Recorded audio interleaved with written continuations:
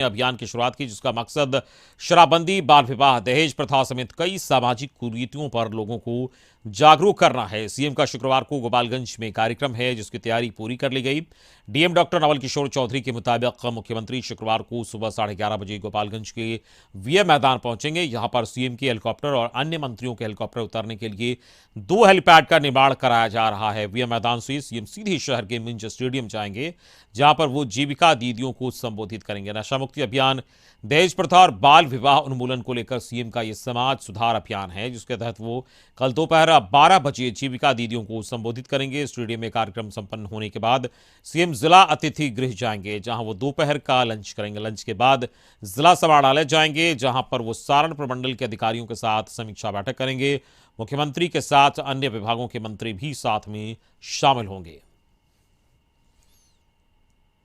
माननीय मुख्यमंत्री महोदय का समाज सुधार कार्यक्रम में आगमन है और इसको लेकर के आप देख रहे हैं कि स्टेडियम में बहुत सारी तैयारियां की जा रही हैं। सभी अधिकारी अपने अपने कार्य में लगे हुए हैं और इस कार्यक्रम में माननीय मुख्यमंत्री महोदय के द्वारा जीविका दीदियों से इंटरेक्शन किया जाएगा और कोविड को देखते हुए हम लोगों ने काफ़ी सीमित संख्या में लोगों को RT-PCR करा करके और जिनका वैक्सीनेशन सेकेंड डोज हो गया सीएम नीतीश ने समाज सुधार अभियान की शुरुआत की है और आपको बता दें कि इसी कड़ी में गोपालगंज जाएंगे कल और तैयारियां पूरी कर ली गई है। हमारे साथ ब्यूरो चीफ अशोक मिश्रा जुड़ गए हैं, सीधे हम उनके पास चलेंगे। जी अशोक, का अभियान की शुरुआत की है मुख्यमंत्री ने कल बापू की कर्मभूमि से और कल गोपालगंज जाएंगे वो और इस दौरान जीविका दीदियों को भी संबोधित करेंगे। क्या कुछ है कार्यक्रम? बिल्कुल, देखिए, मुख्यमंत्री नीतीश कुमार जब भी कोई यात्रा शुरू करते हैं तो वो चंपारण की धरती से करते हैं और यही वजह है कि बुधवार को उन्होंने चंपारण की धरती, जो महात्मा गांधी की कर्मभूमि रही है, वहाँ से समाज सुधार अभियान की शुरुआत की है। हालांकि ये मुख्यमंत्री की यात्रा है, लेकिन इस यात्रा का नाम उन्होंने समाज सुधार अभियान दिया है। इसके पीछे मकसद यही है कि मुख्यमंत्री नीतीश कुमार कहते हैं कि शराबबंदी कानून उन्होंने महिलाओं की मांग पर ही लागू किया था और शराबबंदी कानून को सख्ती से लागू करने के लिए हम दृढ़ संकल्पित हैं, यानी कि अधिकारियों को पूरी तरह से छूट दी गई है कि वो किसी भी कीमत पर इस कानून का लागू कराए। तो दूसरी तरफ मुख्यमंत्री चाहते हैं कि इस शराबबंदी जो कानून है वो इसकी जानकारी आम जनता को मिले और ख़ास करके शराब पीने से जो कुछ भी हानि है, जो कुछ भी नुकसान है, इस नुकसान की जानकारी आम लोगों को मिले और ताकि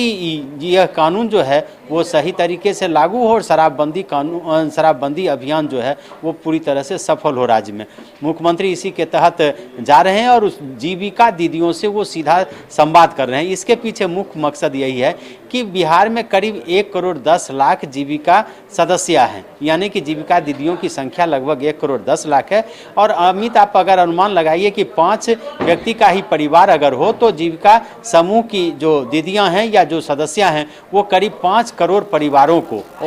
5 करोड़ लोगों के बीच में अपना संदेश पहुंचा सकती है। इसलिए कोरोना संक्रमण को देखते हुए भी सोशल डिस्टेंसिंग का पालन किया जा रहा है और जीविका दीदियों के बीच ही मुख्यमंत्री संवाद कर रहे हैं, उनसे सीधा संवाद कर रहे हैं और उनको यह एक तरह से जिम्मेदारी दे रहे हैं कि शराबबंदी कानून को लागू करने के लिए वो लोगों को समझाए कि शराब पीने से क्या क्या नुकसान होता है। और मुख्यमंत्री अपनी सभा में जाते हैं तो WHO की जो रिपोर्ट है उस रिपोर्ट को भी एक तरह से रखते हैं कि किस तरह से शराब पीने से लोगों की मौतें होती है, कितनी बीमारियां, 200 से ज़्यादा बीमारियां होती है। और दूसरी तरफ वो बताते हैं कि गांधी जी ने भी कहा था कि शराब बुरी चीज़ है। तो ऐसी परिस्थिति में मुख्यमंत्री का बिल्कुल अशोक, जागरूक तो वो करते हैं सीएम, लेकिन साथ ही साथ उन्होंने ये कहा कि इस अभियान से पहले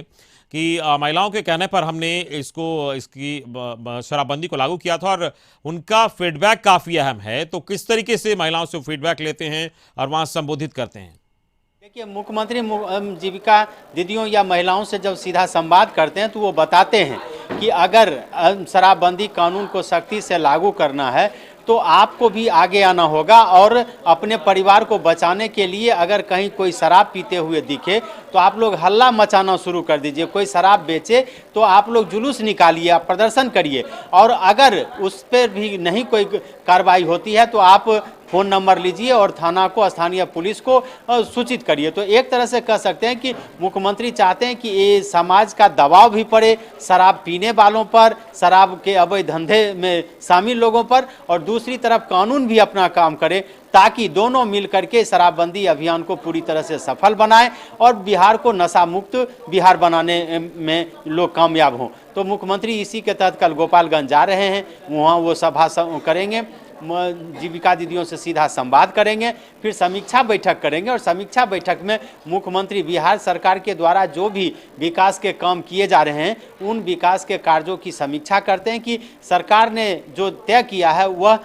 काम धरती पर यानी कि धरातल पर उतरता है या नहीं होता है, तो इसकी भी समीक्षा करेंगे और उसके बाद मुख्यमंत्री फिर वापस पटना लौटेंगे। तो एक तरह से कह सकते हैं कि नशाबंदी अभियान को लेकर के, दहेज प्रथा और जो सामाजिक कुरीतियां हैं उन कुरीतियों को दूर करने के लिए मुख्यमंत्री का यह अभियान है और मुख्यमंत्री चाहते हैं कि इसमें महिलाओं की भागीदारी अधिक से अधिक हो, ताकि महिलाएं समाज में जाके, अपने परिवार में जा करके उनके संदेश को बता सकें और शराब जैसी जो गंदी चीज़ है, जो मनुष्य का चरित्र हनन करती है, धन भी जाता है और मनुष्य कहीं का मनुष्य रह नहीं पाता है, तो इन बातों की जानकारी वो अपने परिवार में जा करके दें, ताकि शराबबंदी अभियान सफल हो और बिहार नशा मुक्त हो। जी बिल्कुल। चलिए, इस पूरी बातचीत के लिए बहुत बहुत शुक्रिया आपका। तो अशोक मिश्र, ब्यूरो चीफ, इस वक्त हमारे साथ जुड़ते हुए बता रहे थे किस तरीके से मुख्यमंत्री ने इस अभियान की शुरुआत की है और खासकर महिलाओं से उन्होंने सीधा संवाद किया है और इसकी जानकारी दी है और WHO के रिपोर्ट से भी लोगों को अवगत करा रहे हैं और